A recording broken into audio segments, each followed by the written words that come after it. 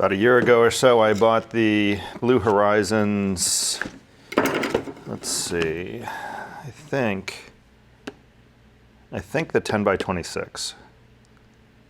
Pretty sure I bought these. I'll put the link up above. I love them. Decided to go ahead and get these. The price difference was only about 20 bucks. And these will go to the keys.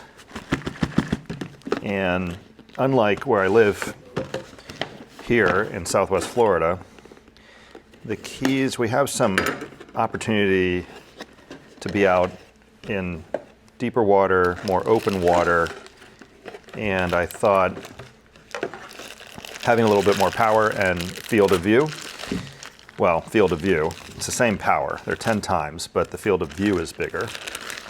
I thought maybe that would be worth the sacrifice of the size, right? Because the big draw on these is they're tiny.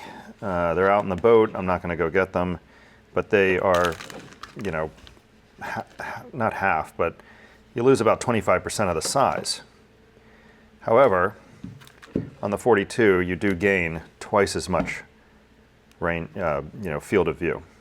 So I thought, given the distance, maybe that would be a good idea. Anyway, this video is a close-up of the BluHorizons 10x42 by Steiner. So this is very rough. It's not metal. You can stick your finger in it, but it is pretty grippy. It almost feels like it could have been aluminum, but they made it out of a hard rubber. When you feel it like this, it feels like aluminum, but you can actually press your fingernail into it. This is the same right here, rubbery. This is indented and this is engraved right here. This is not a sticker. It's actually engraved. This is clearly metal with some kind of anodized coating. And then the entire binoculars are rubberized. Same type of, feels very hard, but you could put your fingernail into it. There's nothing adjustable up front here. The lenses have the BluHorizons mirror, and they're rubberized completely, and the lenses are inset about 1/4 inch, so you're not likely to hit anything on them. It doesn't come with any kind of lens caps or anything like that.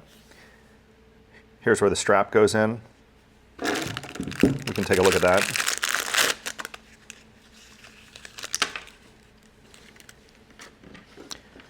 So it's a two-part, it looks like.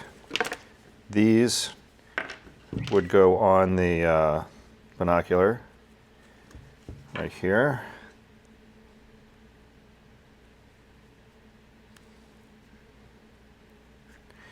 Maybe we'll try from this direction. Yeah, that's the ticket. And then they would just loop around.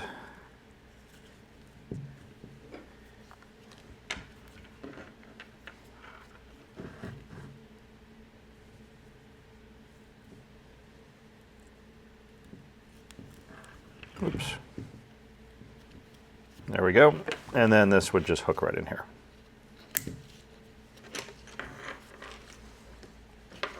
The strap is webbing, nylon webbing. Steiner is actually heat printed on there. This is not stitched. It's a heat, and you can see where the glue is slightly off on the bottom there. You can see the shiny spot.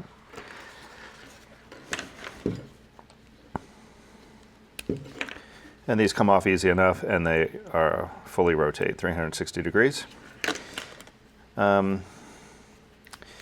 The adjustment, oh, clearly these move around freely.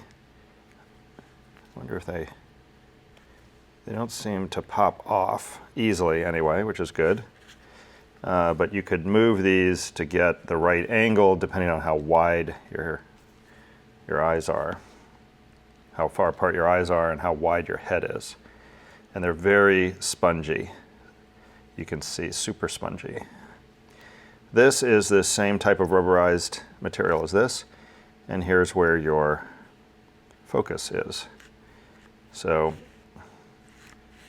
that almost feels, whereas this is very smooth, very super smooth, this is kind of ratchety.